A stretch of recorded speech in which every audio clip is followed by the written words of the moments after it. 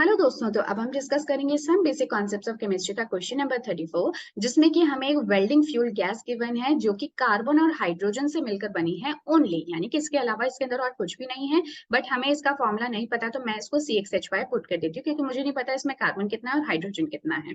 Now burning a small sample, अगर इसको burn कर देते हैं इन प्रेजेंस ऑफ ऑक्सीजन, तो हमें यहाँ से 3.38 ग्राम्स कार्बन डाइऑक्साइड मिल जाती है, 0.690 वाटर मिल जाता है, उसके अलावा कोई भी प्रोडक्ट नहीं मिलता। तो आप देख सकते हो that this is an example of a combustion reaction, क्योंकि कंबशन रिएक्शन में भी ऐसा ही कुछ होता है कि एक हाइड्रोकार्बन को आप ऑक्सीजन की प्रेजेंस में हीट करते हो तो आपके जो प्रोडक्ट्स हैं वो CO2 और वाटर होता है। So this is an example of a combustion reaction.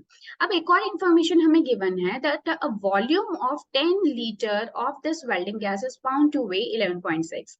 इस गैस को, ये जो गैस है CXHY, इसके 10 लीटर वॉल्यूम का वजन 11.6 ग्राम्स है। तो अब बताओ कि इस गैस का एम्पिरिकल फॉर्मूला क्या होगा, मोलर मास क्या होगा और मॉलिक्यूलर फॉर्मूला क्या होगा। तो देखो, अभी तक हम जितने भी क्वेश्चंस करते थे मॉलिक्यूलर फॉर्मूला एम्पिरिकल फॉर्मूला वाले, वहां पे हमें मास परसेंटेज गिवन होता था। बट यहाँ पे हमें डायरेक्टली मास परसेंटेज की कोई भी इंफॉर्मेशन नहीं है। तो अगर इस तरह से, अगर इस जो भी इंफॉर्मेशन गिवन है, अगर उससे हम कार्बन और हाइड्रोजन का परसेंट मास निकाल पाए इस कंपाउंड के अंदर, तो आगे का प्रोसेस हम इजिली सॉल्व कर सकते हैं। तो हमारा जो मेन फोकस होगा वो इसी पर होगा कि सबसे पहले इन फर्स्ट स्टेप हम कुछ भी करके कार्बन और हाइड्रोजन का परसेंट मास निकालने की कोशिश करें। ओके, उसके लिए हमें कुछ कुछ मासेस की इंफॉर्मेशन गिवन है, तो वो हम जरूर उसको यूज करने वाले हैं। बट इस क्वेश्चन को करने के लिए मुझे थोड़ा सा स्पेस चाहिए होगा, so I am taking you to an another screen. Okay, जहां पे हम अच्छे से स्पेशियसली काम कर सके। ओके, तो देखो अब मेरे को क्वेश्चन में क्या क्या गिवन है, जो भी कुछ गिवन है मैं यहाँ पे लिख देती हूँ। CXHY मेरा एक कंपाउंड है जिसका कि कराया हमने कंबशन, जिससे मिला मुझे CO2 और साथ में क्या मिल गया, वाटर मिल गया। ठीक है, अब हम देख लेते हैं कि इसकी इंफॉर्मेशन क्या क्या गिवन है। इन्होंने कहा कि 3.38 ग्राम्स तो आपको मिल जाता है carbon dioxide in the product, and 0.690 grams आपको मिल जाता है वाटर। ठीक है, तो ये तो हो गई क्या, इनके W की वैल्यू, यानी कि जो मासेस हैं, जो भी कुछ बन रहे हैं। मोलर मास आप सभी जानते हो CO2 के लिए क्या होता है, 44 ग्राम्स होता है, और वाटर के लिए 18 ग्राम्स होता है। अगर आप में से किसी को नहीं पता है तो आप इसको इजिली कैलकुलेट कर सकते हो। दो चीजें मुझे गिवन है, तो सबसे पहले तो हम ये देख लेते हैं कि हम इनका क्या नंबर ऑफ मोल्स निकाल सकते हैं। So that is equal to given mass by molar mass. तो आपको करना क्या होगा, 3.38 को डिवाइड कर दो 44 से, और यहाँ पे आप क्या करोगे, 0.690 को डिवाइड कर दो 18 से। तो मेरे को इनके रिस्पेक्टिव मोल्स मिल जाएंगे, जो कि इस केस में होंगे 0.08 मोल्स, और इस वाले केस में कितने हो जाएंगे, 0.04 मोल्स। ये आप लोग कैलकुलेट करके देख लेना, मैं ऑलरेडी कर चुकी हूँ टाइम को सेव करने के लिए। ठीक है, तो ये कुछ हम लोगों ने यहाँ से फाइंड आउट कर लिया। उसके अलावा एक इंफॉर्मेशन मुझे और गिवन है कि जो 10 लीटर है इस पर्टिकुलर गैस का, ये गैस है ना, ये इन्होंने पहले से ही क्लियर कर रखा है। तो 10 litre of this gas is equal to 11.6 gram, यानी इतना वॉल्यूम इस गैस का, उसका वजन कितना होगा, 11.6 ग्राम होगा। और गैसेस के लिए आप जानते हो कि कोई भी गैस हो, अगर हम उसके 22.4 लीटर वॉल्यूम की बात करें तो उसके अंदर 1 मोल ऑफ मॉलिक्यूल्स प्रेजेंट होते हैं। तो इसलिए हम 1 मोल के लिए इसको फाइंड आउट करते हैं। तो अगर 10 लीटर के 11.6 ग्राम वजन है, तो 22.4 लीटर के लिए कितना होगा, तो वही यूनिटरी मेथड आपको यूज करना है, डिवाइडेड बाय 10 मल्टीप्लाइड बाय 22.4। ठीक है, इसको जब आप कैलकुलेट करोगे तो आपका वजन कुछ आ जाएगा 26 ग्राम्स, यानी कि 1 मोल CXHY का वजन कितना होता है, that is equal to 26 grams. ठीक है, तो ये मेरे पास कुछ कुछ इन्फॉर्मेशन आ गई है, देखते हैं इनको यूज कर सकते हैं क्या। देखो, ये तो 26 ग्राम, ये आ गए मेरे पास मोल्स, ये आ गए मोल्स। अब हमें करना क्या है, मैंने आपको जैसे कि पहले भी कहा था कि आपको सबसे पहले कार्बन और हाइड्रोजन का परसेंट मास निकालने की कोशिश करनी है। तो देखो, जो भी कुछ मेरा यहाँ पे रिएक्टेंट है जो कि कार्बन और हाइड्रोजन से मिलकर बना है, तो जो भी कुछ कार्बन और हाइड्रोजन आ रहा है वही तो आपका CO2 और वाटर फॉर्म कर रहा है। And according to law of conservation of mass, जो यहाँ का मास है रिएक्टेंट का, that would be equal to the mass of the product. यानी कि जो भी कार्बन और हाइड्रोजन इसके अंदर प्रेजेंट है बाय मास, उतना ही आपको CO2 और वाटर के अंदर कार्बन और हाइड्रोजन का मास मिलेगा। ठीक है, सही बात है इतनी तो अब हम देख लेते हैं कि कितना वेट होगा, weight of carbon in CO2, है ना, क्योंकि CO2 के अंदर ही कार्बन नजर आ रहा है, वाटर में तो कार्बन है नहीं। तो जो भी कुछ कार्बन का मास होगा वो CO2 में आपको मिल जाएगा। तो आप कैसे फाइंड आउट करोगे, जो कार्बन होता है उसका एटॉमिक मास कितना होता है, हम सभी जानते हैं 12 होता है, और जो टोटल CO2 है उसका मोलर मास कितना है, दैट इज 44।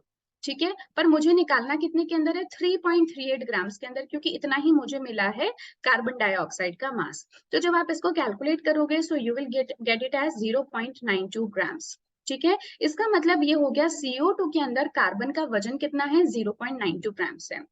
इसी को अगर आप परसेंटेज में शो करोगे तो वो कितना हो जाएगा, 92% हो जाएगा, जो आप सभी जानते हो। अब मैं क्या करूंगी, वेट ऑफ लिख लो, इसी तरह से हाइड्रोजन का निकालूंगी। अब हाइड्रोजन किसके अंदर प्रेजेंट है, वाटर के अंदर प्रेजेंट है। सेम यही तरीका आप लोग अपनाओ। तो देखो हाइड्रोजन का मास कितना होता है, 1 होता है वैसे तो, लेकिन यहाँ पे हाइड्रोजन के 2 एटम्स है इसलिए 2 into 1 कर दिया, डिवाइडेड बाय 18, और वाटर का मास कितना है, 0.690 है।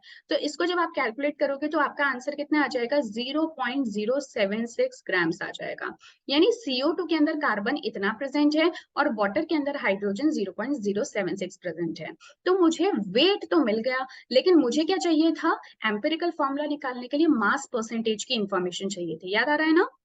अब मास परसेंटेज कैसे निकालोगे, वेट मिल गया तो मास परसेंटेज निकालना कोई बड़ी बात नहीं है। तो आप ये देखो कि कार्बन और हाइड्रोजन, क्योंकि जो मेरा कंपाउंड है वो सिर्फ और सिर्फ कार्बन और हाइड्रोजन का बना है, तो कार्बन का वजन कितना है, अगर मैं आपसे कहूं कि जो टोटल मास है किसका, आपके कंपाउंड का CXHY का, वो कितना होगा, तो जो भी टोटल कार्बन का कंटेंट है 0.92, और जो भी टोटल वाटर का कंटेंट है यानी कि 0.076, अगर मैं इन दोनों को ऐड कर दूं तो मुझे क्या मिल जाएगा, मुझे मिल जाएगा मेरा टोटल मास ऑफ CXHY।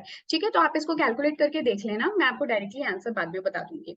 ठीक है, यहाँ से तो आप टोटल मास निकाल सकते हो। अब मुझे एक बात बताओ, अगर आपको परसेंट कार्बन निकालना है इन CXHY, तो मैं क्या करूंगी, जो भी मेरा कार्बन का मास है डिवाइडेड बाय टोटल मास कर दूंगी। कैसे करेंगे, कार्बन का मास कितना है, 0.92 है, और जो टोटल मास है वो कितना है, आप इसको कैलकुलेट कर लेना, 0.92 प्लस 0.076। ठीक है, और क्योंकि परसेंटेज निकाल रहे हैं तो मल्टीप्लाई बाय 100। जब आप इसको करोगे ना तो आपका आंसर कुछ आ जाएगा 92.32%, कुछ इतना आ जाएगा।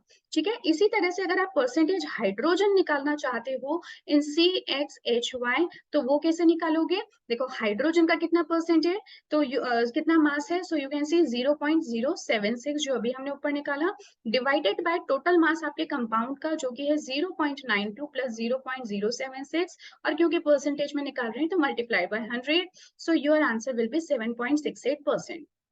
अब देखो, अब आपके पास में परसेंटेज की इंफॉर्मेशन आ चुकी है। अब इसके आगे का प्रोसेस तो हमें वैसे भी करना आता है ना, अब तो कोई डिफिकल्टी नहीं होनी चाहिए आई थिंक। तो अब आपके पास में क्या आ गया, कार्बन और हाइड्रोजन का परसेंटेज। अब आप क्या करते थे, एक टेबल बनाते थे जिसमें एक तरफ कार्बन लिखते थे, एक तरफ हाइड्रोजन लिखते थे। ठीक है, अब उसके बाद में जो भी आपका कुछ परसेंटेज आया है, जैसे इस केस में 92.32 है तो ये मैंने लिख दिया 92.32, और इसको हाइड्रोजन के लिए लिख दिया 7.68। इनके मोलर मासेस कितने कितने थे याद करो, तो जो मोलर मास है कार्बन का वो होता है आपका 12, और हाइड्रोजन का कितना होता है 1, तो इनको डिवाइड कर देते थे, है ना, याद आ रहा है ना तो प्रोसेस। इस तरह का एक क्वेश्चन हम पहले भी कर चुके हैं, सो आई एम श्योर कि आपको वो जो मेथड है वो याद आ गया होगा, वो आप क्वेश्चन देख सकते हो एक बार। जब इनको डिवाइड करेंगे तो आपको जो वैल्यू है वो मिलेगी 7.69, और यहाँ मिलेगी 7.68। अब देखो दोनों में से स्मॉलर कौन है, 7.68 है, तो दोनों तरफ 7.68 से आप क्या कर दो, डिवाइड कर दो, क्योंकि हमें इसे होल नंबर रेशियो में लेकर आना है। तो अब देखो यार, ये वैल्यू भी ऑलमोस्ट इक्वल टू 1 आएगी, और ये तो एग्जैक्टली 1 ही आएगी। तो यहाँ से जो भी आपको वैल्यूज मिलती हैं उन्हीं को ही तो आप फॉर्मूला में डायरेक्टली पुट कर देते हो, so that gives you the empirical formula. तो यहाँ से मेरे को क्या मिल गया, एम्पिरिकल फॉर्मूला क्या मिल जाएगा, तो सिंपली आप क्या लिखो, आप अपने कार्बन और हाइड्रोजन को इस तरह से लिख दो, और जो भी उनके लिए रेस्पेक्टिव कैलकुलेटेड वैल्यूज आई है, जैसे कार्बन के लिए 1, हाइड्रोजन के लिए 1, तो मैंने इसको पुट कर दिया इस तरह से। तो ये मुझे क्या मिल गया, empirical formula of this compound. ठीक है, अब एम्पिरिकल फॉर्मूला निकालने के बाद में नेक्स्ट स्टेप आप क्या करोगे, आप निकालोगे empirical formula mass. Okay, empirical formula mass, तो वो कैसे निकालोगे आप बताओ, सिंपल है। कार्बन के लिए कितना होता है, 12 होता है, एक ही कार्बन है, हाइड्रोजन के लिए 1 होता है, एक ही हाइड्रोजन है, सो दिस विल बी 13 ग्राम्स। ठीक है, अब यहाँ तक हो गया। अब नेक्स्ट स्टेप में आपको क्या करना है, मोलर मास आपको निकालना है। तो याद करो मोलर मास इस कंपाउंड के लिए मैं ऑलरेडी निकाल चुकी हूँ, याद करो, है ना।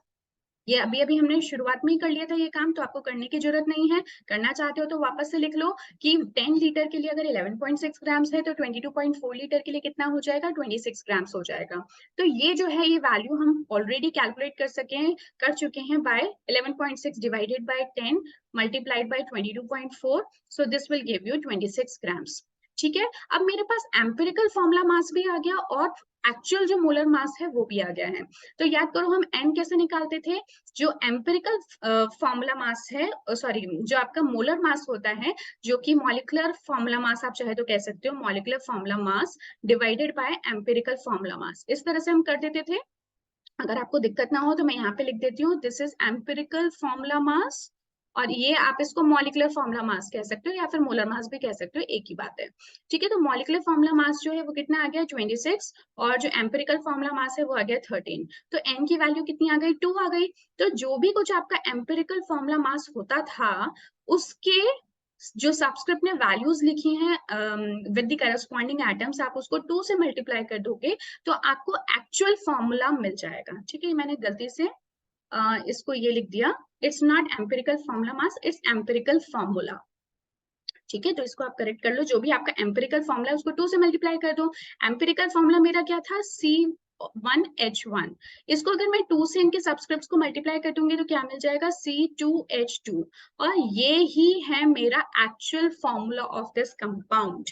ठीक है, ये हो गया मॉलिक्यूलर फॉर्मूला, और आप सभी जानते हो कि इसको हम क्या कहते हैं, C2H2 क्या होता है, इसका स्ट्रक्चर कैसा होता है, सबसे पहली बात, this is C triple bond CH, और इसको हम कहते हैं ethyne gas.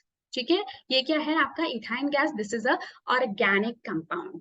So I am sure कि आपको इसका सोल्यूशन जो है वो अच्छे से समझ में आ गया होगा, बट स्टिल अगर आपको किसी तरह की दिक्कत हो रही है कोई, तो आप एक बार से इस वीडियो को और देख सकते हैं, सो you will get your answer. अब इसको हम एक बार रीचेक कर लेते हैं कि क्या जो मैंने बताया है, देखो empirical formula mass is correct है ना, जो हमारा सोल्यूशन आया, जो हमारी गैस आई है, वेदर दिस इज करेक्ट और not, so yes this is C2H2, and जैसे कि मैंने कहा इस गैस को हम कहते हैं ethyne gas. Okay, so and acetylene gas भी इसी को ही कहते हैं। और आपको पता होगा कि जो इथाइन गैस होती है ना, वो बेसिकली आपके जो आर्टिफिशियली जो फ्रूट्स वगैरह होते हैं उनको पकाने के लिए काम में ली जाती है। यानी कि हम क्या करते हैं कि जो भी, जैसे लेट्स से कि मेरे को अगर आम को पकाना है, तो आम को पकाने के लिए क्या करेंगे, आम को, केले को, किसी भी फ्रूट को पकाना है तो हम क्या करेंगे, उसको एक डब्बे में पैक कर देंगे, जिसके अंदर हम लोग इथाइन गैस को डाल देंगे उसमें। तो इथाइन गैस क्या करती है, ये कर देती है राइपनिंग ऑफ फ्रूट। ठीक है, आर्टिफिशियल राइपनिंग कर देती है, राइपनिंग ऑफ फ्रूट। और इवन जो खुद से फ्रूट जब पक जाते हैं ना, तो वो भी बेसिकली इथाइन गैस रिलीज करते हैं, जिसकी वजह से उनकी जल्दी वो जल्दी, जैसा पॉलिथीन में कई बार होता है ना कि आप फ्रूट्स को छोड़ देते हो तो आप कुछ टाइम बाद क्या देखते हो, वो सड़ने लग जाते हैं, वो इतना ओवर एक्सेसिवली पक जाते हैं। So because they release ethyne gas, और वो इथाइन गैस पूरी तरह से जब उन्हीं को ही मिलती है तो वो उनका जल्दी पकने का जो प्रोसेस है वो स्टार्ट हो जाता है। ठीक है, अगर आप कुछ टाइम तक ध्यान ना दो तो वो उसी थैली के अंदर सड़ जाते हैं। So yes, this was all for the question number 34. So I hope आपको ये समझ में आ गया होगा. This is all. Next video में मिलेंगे next question के साथ में. That would be question number 35. Till then, take care and goodbye.